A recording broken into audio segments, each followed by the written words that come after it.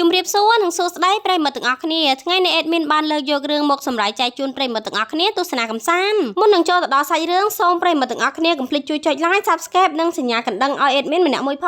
ងបើ admin សម្រាប់ទៅមានពាក្យពេចន៍ខុសឆ្គងសូមខន្តីអភ័យទោសឲ្យ admin ផងណាអញ្ចឹងកុំឲ្យខាត់ពេលយូរយើងចូលទៅដល់សាច់រឿងយើងទាំងអស់គ្នាតពីភាគមុនបន្ទាប់ពីតួស្រីប្រាប់តួប្រុសថានាងទៅញ៉ាំអាហារស្នាដៃរបស់លោកយាយតួប្រុសលោកប្រធានយ៉ងហូនៅក្នុងខ្លួនតួប្រុសក៏ដើរមកតាមនាងដែរពេលដែលមកដល់គាត់ស្រាប់តែបានឃើញប្រពន្ធជាទីស្រឡាញ់របស់គាត់បានធ្វើស៊ុបយកមកឲ្យលោកយាយភ្លួចំណែកតួស្រីក៏ធ្វើជាញែកញាក់និយាយឌឺដងថាមួយរយៈនេះខ្ញុំមិនសូវមានកម្លាំងនោះទេរីឯលោកយាយពេលភ្លួស៊ុបរបស់អ្នកម៉ាក់តួស្រីហើយគុំចឹងលោកយាយជួយបង្រៀនខ្ញុំធ្វើអាហារផងលោកយាយលឺបែបហ្នឹងគាត់សប្បាយចិត្តមែនទែនព្រោះគាត់គិតថាចាប់ពីពេលនេះទៅគាត់មានគ្នាលេងស្ងាត់ដូចពីមុនទៀតហើយបើតាមការគិតរបស់ admin មើលទៅអ្នកម៉ាក់តួស្រីហើយនឹងតួស្រីប្រហែលជាមានកម្រងការអីហ្មងព្រោះអ្នកម៉ាក់តួស្រីជាមេចុងភៅមួយទាំងមូលហេតុអីបានជាធ្វើស៊ុបមិនឆ្ងាញ់អញ្ចឹងចាំអត់មើលជាមួយនឹង admin ទាំងអស់គ្នាទៅណោះលុះព្រឹកស្អែកឡើងមុនពេលលោកប្រធានយ៉ងហូចេញទៅធ្វើការរួចឃើញតួស្រីឈររងចាំកំពុងតែសុំឡានទៅជាមួយដែរធ្វើឲ្យលោកប្រធានយ៉ងហូគាត់ដឹងខ្លួនតាន់ហើយស្ដីឲ្យតួស្រីថានេះអ្នកនាងកំពុងតែលួចមកដាក់ឧបករណ៍អីជាប់នឹងឡានខ្ញុំមែនទេតួស្រីលើបែបហ្នឹងធ្វើឲ្យនាងស្ទើរតែដាក់ឧបករណ៍ជាប់ឡានសឹងតែមិនតាន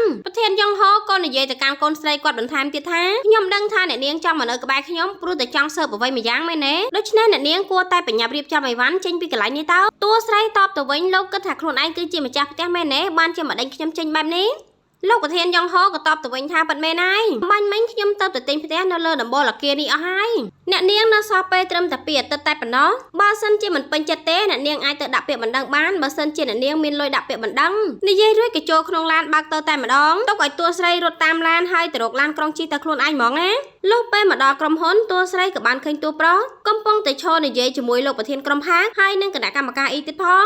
ងចំណែកតួប្រុសពេលដែលឃើញតួស្រីក៏លើកដៃមើលនាឡិកាហើយនិយាយរអ៊ូដាក់នាងថាអ្នកនាងមកធ្វើការយឺតហើយរួចក៏ចាប់ផ្ដើមរៀបគម្រោងការថ្មីដើម្បីឲ្យតួស្រីលាឈរដោយបញ្ជាឲ្យតួស្រីគណៈកម្មការអ៊ីនិងប្រធានក្រុមហាងនាំគ្នាទៅធ្វើការពិសេសមួយការងារមួយនឹងគឺជាការងារស្វែងរកអីវ៉ាន់ហើយរៀបចំអីវ៉ាន់ដាក់តាមលំដាប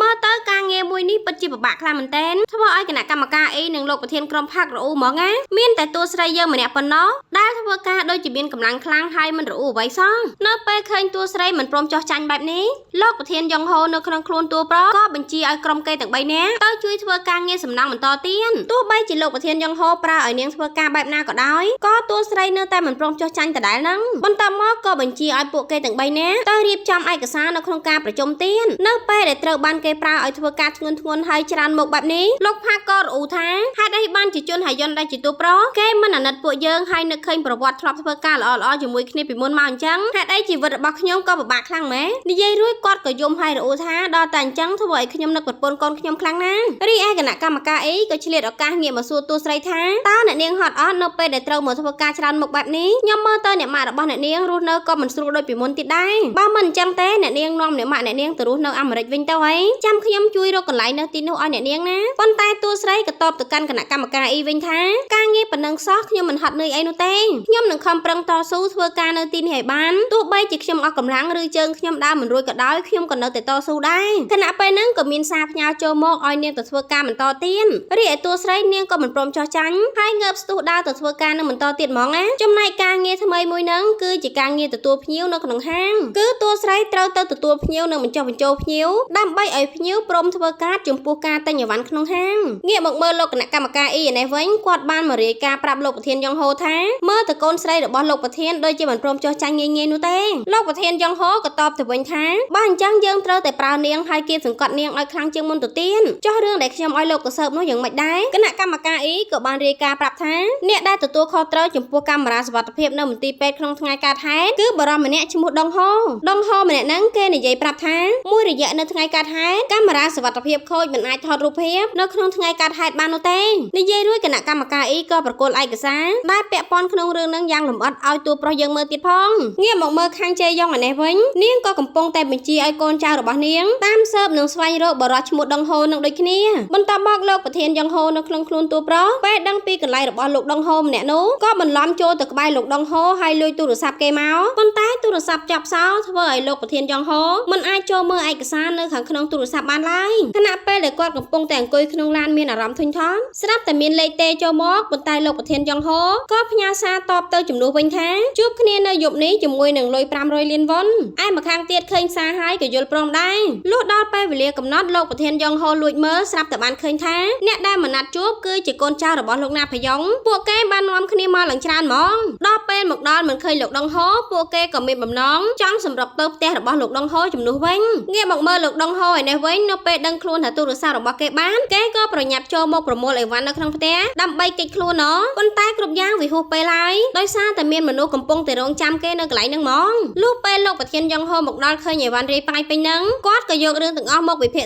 ជាមួយគណៈកម្មការអ៊ីរួចក៏បានដឹងថាខាងជេយ៉ុងនាងគ្មានផ្លូវរួមដៃជាមួយនឹងលោកណាផាយ៉ុងទាំងដែលនាងកំពុងតែមានចំណុចខ្សោយបែបនេះនោះទេការដែលកូនចៅរបស់លោកណាផាយ៉ុងចូលមកបែបនេះយើងអាចសន្និដ្ឋានបានថាខាងលោកណាផាយ៉ុងគេដឹងថាខាងជេយ៉ុងគឺជាអ្នកសម្លាប់លោកប៉ាខ្លួនឯងប៉ុន្តែគ្រាន់តែខាងនោះគេគ្មានភស្តុតាងទើបបញ្ជាឲ្យកូនចៅចេញមករកភស្តុតាងបែបនេះគិតរួចលោកប្រធានយ៉ងហូក៏ប្រគល់ទូរស័ព្ទរបស់លោកដងហូឲ្យគណៈកម្មការអ៊ីដោយនិយាយថាលោកបញ្ញាប់យកទូរស័ព្ទនេះទៅដោះសោទៅខ្ញុំសង្ឃឹមថានៅក្នុងទូរស័ព្ទនេះអាចមានភស្តុតាងបញ្ជាក់ឲ្យយើងបានខ្លះនៅថ្ងៃបន្ទាប់មកក៏មានព័ត៌មានបង្ហាញពីពាក្យចចាមអារាមថាខាងជេយ៉ុងនាងគឺជាមនុស្សម្នាក់ដែលបានចូលទៅក្នុងបន្ទប់សង្គ្រោះរបស់លោកប្រធានយ៉ងហូចុងក្រោយគេបង្អស់មុនពេលលោកប្រធានយ៉ងហូស្លាប់គ្រាន់តែឃើញព័ត៌មានពាក្យចចាមអារាមទាំងអស់ហ្នឹងហើយធ្វើឲ្យខាងជេយ៉ុងនាងមានអារម្មណ៍មិនស្ងប់នៅមិនសុខនោះទេងាកមកមើលតួស្រីយើងឯនេះវិញនៅពេលដែលនាងបានឃើញព័ត៌មានពាក្យចចាមអារាមទាំងអស់ហ្នឹងដែរនាងក៏សួរខាងជេសុងថាបងជាមនុស្សម្នាក់ដែលស្និទ្ធស្នាលជាមួយនឹងនាយកសារព័ត៌មានតើបងមានទទួលបានតម្រុយអីខ្លះអត់ខាងជេយ៉ុងតបថាបងមិនបានទទួលតម្រុយអីនោះទេដោយសារតែខាងនោះគេពូកែបិទបាំងអត្តសញ្ញាណខ្លាំងណាស់ចំណែកតួស្រីនាងលឺហើយឈឺក្បាលហ្មងណាខណៈពេលហ្នឹងខាងជេយ៉ុងក៏សម្រុកចូលមកក្នុងបន្ទប់ធ្វើការរបស់ខាងជេសុងដល់តែអញ្ចឹងធ្វើឲ្យតួស្រីនៅកន្លែងហ្នឹងគេចខ្លួនសឹងតែមិនទាន់ហ្មងណារួចនាងក៏ចូលពួននៅក្រោមតុតែម្ដងខាងជេយ៉ុងនាងដឹងថាបងប្រុសរបស់នាងទើបតែមកប្រជួបជាមួយនឹងលោកនាយកសារព័ត៌មាននាងក៏សួរទៅកាន់បងប្រុសនាងថាតើបងកំពុងតែលួចធ្វើរឿងអ្វីម្យ៉ាងជាមួយនឹងប្អូនស្រីពៅដើម្បីក្បត់ខ្ញុំមែនទេខាងជេសុងឮបែបហ្នឹងក៏ធ្វើខ្លួនសឹងតែមិនត្រូវដោយទាញកៅអីនិយាយប្រាប់នាងថាបងគ្មានលាក់បាំងអីទេឯងមើលណែអេដមីនមើលទៅខាងជេសុងដូចជាខ្លាចខាងជេយ៉ុងហ្មងណានិយាយរួចខាងជេសុងក៏អង្គុយលើកៅអីដើម្បីបាំងតួស្រីយើងកំពុងតែពួននៅក្រោមតុ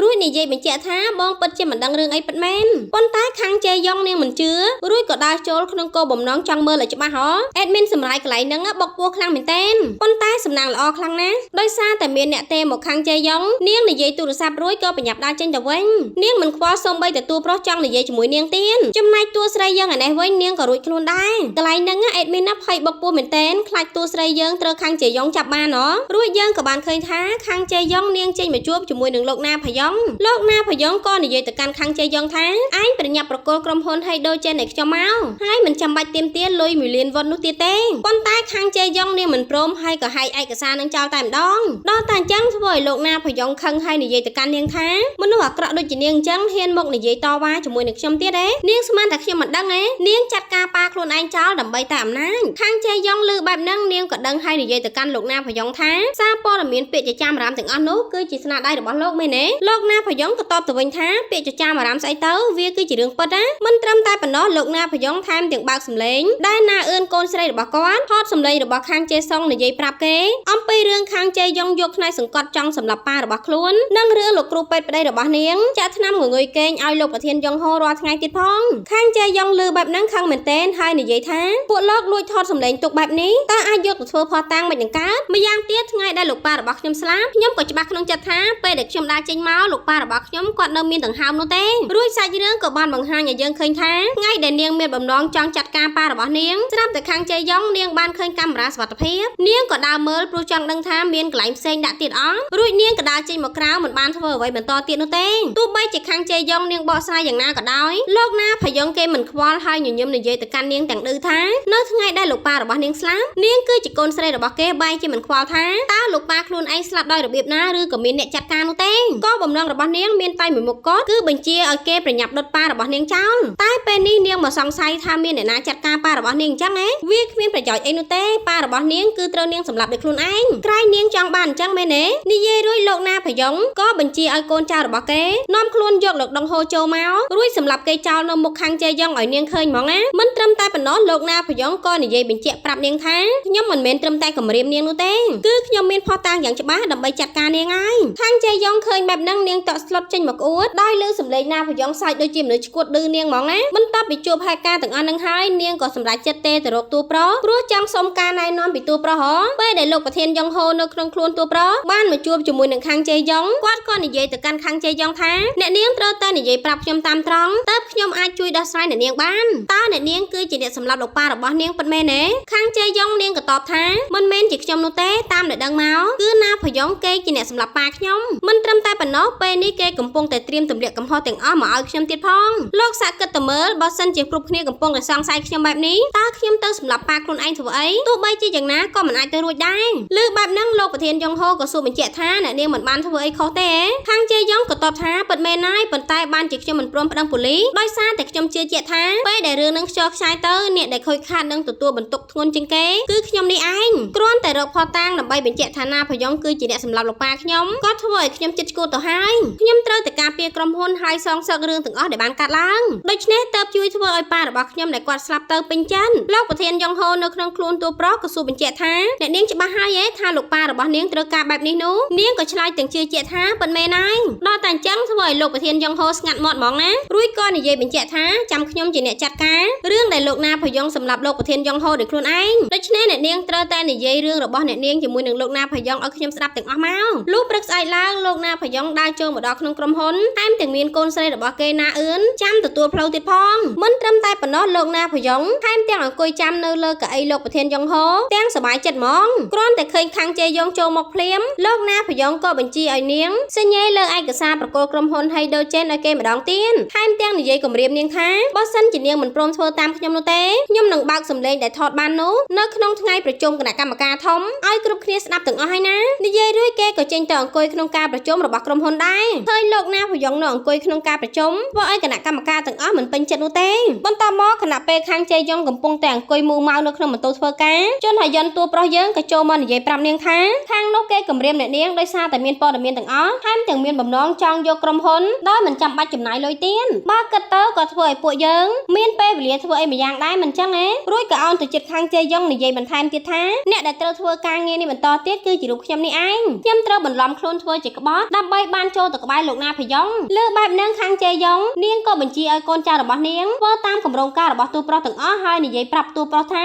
ចាប់ពីពេលនេះតទៅខ្ញុំចាប់ផ្ដើមធ្វើការងារជាមួយនឹងលោកហើយណាបន្តមកតួប្រុសក៏ទេទៅរកលោកណាភយ៉ងនៅមុខខាងជេយ៉ងដើម្បីណាត់ជួបគ្នាងាកមកមើលខាងជេសុងនិងតួស្រីយើងឯនេះវិញខណៈពេលដែលគេបានទៅជួបជាមួយមិត្តភក្តិជាទីស្រឡាញ់ដែលជានាយកអ្នកសារព័ត៌មាននោះហើយគេក៏បានទទួលព័ត៌មានខ្លះៗមកថាអ្នកដែលបញ្ចេញព័ត៌មានពាក្យចចាមអារាមទៅទាំងអស់នោះគឺជាលោកណាភយ៉ងប៉ាក្មេងរបស់គេនឹងឯងលើបែបហ្នឹងតួស្រីយើងក៏បន្លំខ្លួនធ្វើជាអ្នកតុបតែងដើមឈើដែលជារបស់លោកណាភយ៉ងស្រឡាញ់បំផុតគេធ្វើជាអ្នកទៅតុបតែងសួនឲ្យដោយមានខាងជេសុងជាអ្នកនាំចូលទៅក្នុងផ្ទះប៉ាក្មេងរបស់គេពេលពួកគេទាំងពីរអ្នកចូលទៅដល់ក៏នាំគ្នាស្វែងរកព័ត៌មានយ៉ាងបញ្ញាប់បញ្ញាល់ហ្មងណាងាកមកមើលអ្នកម៉ាក់ចុងឯនេះវិញគាត់ក៏បានទៅស្ទាក់ជួបជាមួយនឹងកូនប្រសាពេទ្យរបស់គាត់ដែលមួយរយៈនេះគេមិនបាននៅផ្ទះនោះទេគេបានចេញទៅសម្រាប់នៅកន្លែងផ្សេងគាត់ក៏សួរទៅកាន់កូនប្រសាដែលជាលោកគ្រូពេទ្យថាលោកគ្រូពេទ្យគឺជាមនុស្សល្អហើយលោកគ្រូពេទ្យអាចប្រាប់ខ្ញុំបានទេព្រោះខ្ញុំចង់ដឹងខ្លាំងណាស់ហេតុអីបានជាប្តីរបស់ខ្ញុំស្លាប់ប៉ុន្តែលោកគ្រូពេទ្យមិនបាននិយាយអ្វីនោះទេរួចគាត់ក៏ដើរគេចបើកឡានចេញទៅតែម្ដងចំណែកអ្នកម៉ាក់ចុងវិញគាត់អស់សង្ឃឹមមែនទែន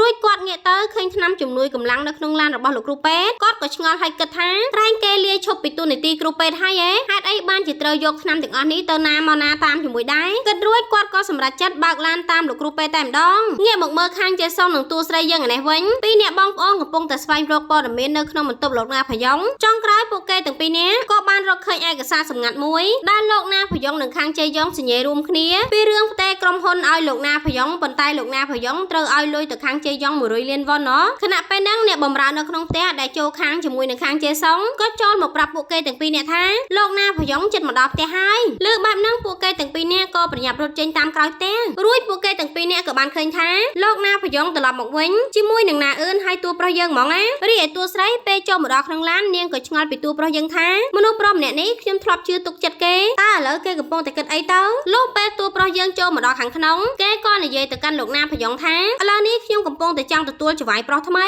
ព្រោះបើមើលទៅស្ថានភាពពេលនេះអំណាចដែលខ្ញុំខំប្រឹងកសាងមកវាចិត្តរលាយអស់ហើយទោះបីជាព្យាយាមបិទបាំងព័ត៌មានក៏ដោយប៉ុន្តែព័ត៌មានក៏ខ្ជល់ខ្ចាយពីនឹងឯងគឺពួកគេដឹងថាខាងជេយ៉ុងនាងគឺជាអ្នកសម្លាប់លោកប៉ាខ្លួនឯងដូច្នេះខ្ញុំត្រូវតែបញ្ញាប់ដកខ្លួនចេញពីនាងរីឯលោកណាភយ៉ងវិញទោះបីជាតួប្រុសព្យាយាមនិយាយយ៉ាងណាក៏ដោយក៏គេមិនជឿដែរថែមទាំងសើចហើយនិយាយទៅកាន់តួប្រុសថាឯងគិតថាខ្ញុំគឺជាមនុស្សល្ងងអាចមកកុហកបោកប្រាស់លេងសើចបានអញ្ចឹងណានិយាយរួចកូនចៅរបស់លោកណាភយ៉ងក៏ចូលមកចាប់សង្កត់ខ្លួនតួប្រុសយ៉ាងភ្លាមតួប្រុសគ្មានជំរឿគេក៏និយាយបញ្ជាក់ថាខាងជេយ៉ុងនាងគិតថាលោកគឺជាអ្នកសម្លាប់ប៉ារបស់នាងតើបនាងបញ្ជាឲ្យខ្ញុំចូលមកស្វែងរកភស្តុតាងពិតប្រាកដហ្នឹងណាតែខ្ញុំមិនជឿនោះទេហើយក៏មិនចង់ជួយនាងដែរនិយាយរួចតួប្រុសក៏ងាកទៅចាប់កូនចៅលោកណាភយ៉ងអប់ជាមួយនឹងតុកជំនួសវិញបន្ទាប់មកតួប្រុសក៏លាត់ជើងខោឲ្យលោកណាភយ៉ងឃើញរបួសជើងហើយនិយាយថាជើងខ្ញុំមានរបួសហើយមិនអាចទាត់បាល់បានអស់មួយជីវិតវាគឺជាការងារដែលខ្ញុំស្រឡាញ់ដូច្នេះខ្ញុំត្រូវទៅឲ្យខាងជេយ៉ុងនាងតបស្នងមកខ្ញុំវិញឲ្យស័ក្តិសមខ្ញុំនិយាយប៉ុណ្ណឹងតើលោកជឿខ្ញុំនៅដល់តែអញ្ចឹងធ្វើឲ្យលោកណាភយ៉ងនិងកូនស្រីរបស់គេញាក់ផ្អើលនឹងពាក្យសម្ដីរបស់តួប្រុសយើងហ្មងណារួចគេក៏ចាប់ផ្ដើមទុកចិត្តជាមួយនឹងតួប្រុសយើងទៀតផងលុះពេលតួប្រុសត្រឡប់ទៅវិញណាអឿននាងក៏ចេញមកជួនដំណើរគេដែរប៉ុន្តែអ្វីដែលធ្វើឲ្យតួប្រុសចាប់អារម្មណ៍គឺគេឃើញណាអឿននាងឈឺជើងពេលដែលចុះពីលើជណ្ដើរលោកប្រធានយ៉ុងហូនៅក្នុងខ្លួនតួប្រុសឃើញសភាពរបស់ណាអឿនបែបហ្នឹងគាត់ក៏នឹកឃើញអ្វីម្យ៉ាងហើយបញ្ញាប់ទៅមន្ទីរពេទ្យភ្លាមពេលមកដល់មន្ទីរពេទ្យលោកប្រធានយ៉ុងហូក៏សួរអ្នកគ្រូពេទ្យថានៅថ្ងៃដែលលោកប្រធានយ៉ុងហូស្លាប់មានអ្នកណាមករកគាត់ក្រៅពីខាងជេយ៉ុងពិតមែនទេអ្នកគ្រូពេទ្យសាកគិតឲ្យល្អមើលតើថ្ងៃនោះមានអីខុសធម្មតាអត់អ្នកគ្រូពេទ្យក៏និយាយប្រាប់ថាថ្ងៃនោះខ្ញុំបានឃើញមនុស្សម្នាក់គេធ្លាក់ពីលើជណ្ដើរទាំងដែលជណ្ដើរយន្តមិនបានខូចផងហ្នឹងលើអញ្ចឹងលោកប្រធានយ៉ុងហូក៏ស្រមើស្រមៃតាមរូបភាពរួចក៏បានសរុបន័យថានៅថ្ងៃកើតហេតុមិនមែនមានតែខាងជេយ៉ុងម្នាក់នោះទេប៉ុន្តែណាអឿននាងតែងខ្លួនដូចជាខាងជេយ៉ុងហើយលួចចូលទៅក្នុងបន្ទប់របស់លោកប្រធានយ៉ុងហូបន្ទាប់ពីខាងជេយ៉ុងនាងចេញទៅព្រោះណាអឿននាងបានបញ្ឆោតខាងជេយ៉ុងរឿងដាក់កាមេរ៉ាសុវត្ថិភាពលុះពេលណាអឿននាងចូលមកដល់ក្នុងបន្ទប់នាងក៏ចាប់ផ្ដើមដកអុកស៊ីសែនរបស់លោកប្រធានយ៉ុងហូចេញរួចនាងក៏បញ្ញាប់កិច្ចចេញចុះទៅតាមចណ្ដាលជើងដោយសារតែនាងបញ្ញាប់ពេកក៏ធ្វើឲ្យនាងខ្លោះជើងតែម្ដងដូច្នេះយើងអាចបញ្ជាក់បានថាអ្នកដែលសម្លាប់លោកប្រធានយ៉ុងហូគឺជាណាអឿននេះឯងមិនមែនជាខាងជេយ៉ុងនោះទេអញ្ចឹងបានតែថានឹងណាអេដមីនមើលទៅណាអឿនម្នាក់ហ្នឹងនាងគឺជាមនុស្សសុភាពបែបស្ងប់ស្ងាត់អេដមីនមិននឹកស្មានថានាងគឺជាមនុស្សខកខើបែបនេះសោះងាកមកមើលខាងជេសុងឯនេះវិញគេបានមករកអ្នកម៉ាក់ចុងរបស់គេនៅផ្ទះជួលលើដំបូលអគារដោយនិយាយថាខ្ញុំឲ្យលុយអ្នកម៉ាក់យ៉ាងច្រើនអ្នកម៉ាក់គួរតែរកកន្លែងរស់នៅឲ្យល្អជាងនេះបន្តិចទៅអ្នកម៉ាក់ចុងក៏តបទៅវិញថាអ្នកដែលជាប់ពាក់ព័ន្ធរឿងក្តីដូចជាខ្ញុំអញ្ចឹងតើអាចទៅនៅកន្លែងលុយឆាយដូចគេមិននឹងកើតបើមិនអញ្ចឹងទេខាងជេយ៉ុងនាងច្បាស់ជាយកលេសទៅប្តឹងប៉ូលីសឲ្យមកចាប់ខ្ញុំម្ដងទៀតជាមិនខានខាងជេសុងលើបែបហ្នឹងគេក៏និយាយតចំពោះរឿងដែលកន្លងមកថាខ្ញុំសុំតអ្នកម៉ាក់ផងព្រោះកន្លងមកខ្ញុំធ្វើខ្លួនដូចជាកូនក្មេងចំណែកតួស្រីនាងដើរយកទឹកមកឲ្យលើបែបហ្នឹងនិយាយចំអន់បងប្រុសនាងថាបងនិយាយមកធ្វើដូចខ្លួនឯងឥឡូវហ្នឹងជាមនុស្សចាស់អញ្ចឹងណាបន្ទាប់មកពួកគេទាំងពីរនាក់ក៏បញ្ញាប់នាំគ្នាទៅពួនដោយសារតែពួកគេឃើញតួប្រុសត្រឡប់មកវិញ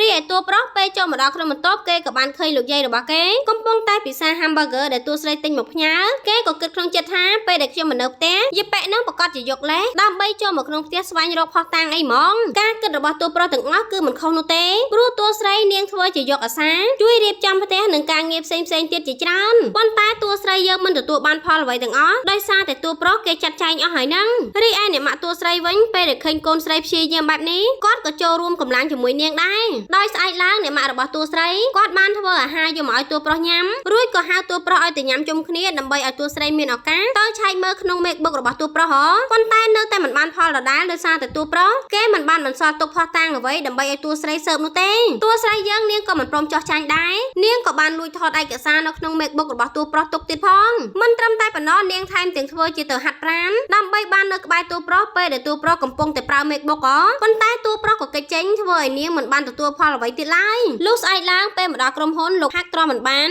នៅពេលដែលត្រូវតួប្រុសប្រើការងារច្រើនបែបនេះគាត់ក៏បានដកឯកសារមួយច្បាប់ដោយនិយាយថាក្នុងនាមគឺជាកូនប្រុសមិនត្រូវចោះចាញ់នោះទេចំណែកតួស្រីនាងស្មានតែលិខិតលាឈប់របស់លោកផាកប៉ុន្តែមានឯណាគឺជាលិខិតដែលលោកផាកចង់សរសេរទៅសុំអង្វរតួប្រុសកុំឲ្យប្រើកត់ខ្លាំងពេកហ្នឹងណាព្រោះលោកផាកគិតថាតួប្រុសគឺជាមនុស្សល្អប៉ុន្តែតួស្រីនាងក៏និយាយថាគេគឺជាមនុស្សល្អស្អីទៅគេគឺជាមនុស្សចិត្តដាច់ហើយគិតតែពីប្រយោជន៍ខ្លួនឯងដូចជាលោកប៉ាខ្ញុំអញ្ចឹងគណៈកម្មការអ៊ីស្ដាប់តួស្រីនិយាយហើយគាត់ទ្រាំមិនបានក៏និយាយប្រាប់តួស្រីថាវាមិនមែនដូចជាអ្នកនាងគិតនោះទេអ្នកនាងចាំបានអត់ថ្ងៃដែលអ្នកនាងត្រូវមិត្តភ័ក្តិក្នុងសាលាធ្វើបាបលោកប្រធានយ៉ុងហូជាមួយនឹងខ្ញុំមិនបានទៅចូលរួមប្រជុំក្នុងកម្មវិធីរបស់ក្រុមហ៊ុន Hydrogen ដែលគាត់រងចាំមកឡើងច្រើនឆ្នាំនោះទេគាត់បែរជាប្រញាប់ធ្វើដំណើរទៅអាមេរិកដើម្បីប្រដៅក្មេងៗដែលធ្វើបាបអ្នកនាងទាំងអស់នោះទៅវិញរីឯពេលត្រឡប់មកវិញគាត់មិនព្រមទៅជួប บអ្នកនាងដោយសារតែគាត់គិតថាខ្លាចជួបអ្នកនាងហើយគាត់ចិត្តទុនតែពេលដែលយកអ្នកនាងត្រឡប់មកវិញអ្នកនាងក៏ត្រូវខាងជេយ៉ងធ្វើបាបទៀតតាមកាប់ទៅលោកប្រធានយ៉ងហូមានអារម្មណ៍ថាខ្លួនឯងខុសចំពោះអ្នកនាងមករហូតដឹង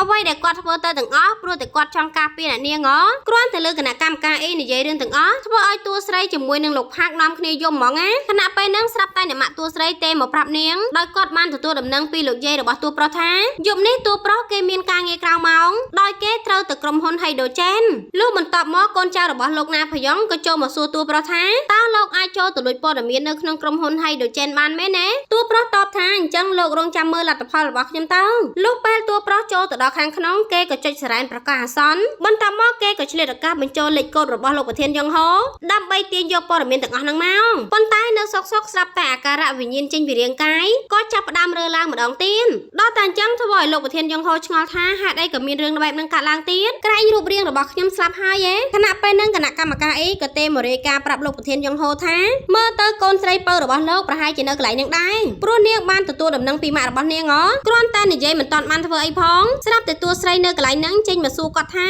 តើលោកកំពុងតែធ្វើអីហ្នឹងពេលនេះលោកព្រមចូលសហការជាមួយនឹងក្រុមហ៊ុនថេហាគ្រប់ហើយមែនទេនិយាយរួចនាងក៏មានបំណងចូលទៅបញ្ឈរការថតយកព័ត៌មានទាំងអស់ប៉ុន្តែកូនចៅលោកណាផយ៉ងដែលមិនទុកចិត្តតួប្រុសរួចក៏ចូលមកឃើញតួស្រីគេក៏បានវាយនាងស្លាប់ហ្មងមិនត្រឹមតែប៉ុណ្ណោះគេថែមទាំងមានបំណងចង់កំចាត់តួស្រីយើងចោលព្រោះតែនាងឃើញហេតុការណ៍ទាំងអស់ហ្នឹងតែសំណាងល្អបានលោកផាក់ចូលមកតាន់រួចកូនចៅលោកណាផយ៉ងក៏បានលួចយកព័ត៌មានរត់ចេញទៅតែម្ដងចំណែកលោកប្រធានយ៉ងហូនៅក្នុងខ្លួនតួប្រុសពេលនេះគាត់មិនបានបារម្ភពីអាការៈខ្លួនឯងសូម្បីតែបន្តិចនោះទេគាត់ក៏ប្រញាប់អ៊ីវកូនស្រីជាទីស្រឡាញ់របស់គាត់សំដៅទៅរកគ្រូពេទ្យភ្លាមហ្មងណាងាកមកមើលលោកគ្រូពេទ្យឯនេះវិញខណៈពេលដែលគាត់បើកឡានចូលមកដល់ក្នុងផ្ទះគាត់ក៏រាក់ទាក់ជាមួយនឹងខាងជេសុងកំពុងតែឈរមើលលោកប្រធានយ៉ងហូរួចលោកគ្រូពេទ្យក៏និយាយបញ្ជាក់ថាលើកនេះខ្ញុំត្រូវតែខំប្រឹងព្យាយាមធ្វើឲ្យលោកប៉ាក្មេកគាត់ដឹងខ្លួនមកវិញឲ្យបានអញ្ចឹងមានន័យថារូបរាងរបស់លោកប្រធានយ៉ងហូមិនទាន់ដុតចោលឯណាឬមួយទាំងអស់ហ្នឹងគឺជាល្បិចរបស់ខាងជេសុងជាមួយនឹងលោកគ្រូពេទ្យអេដមីនពិតជាឆ្ងល់ដល់ហើយនេះតើអ្នកទាំងអស់គ្នាឆ្ងល់ដូចជាអេដមីនអត់សាច់រឿងរបស់យើងក៏ស្លេះតែប៉ុណ្្នឹងឯង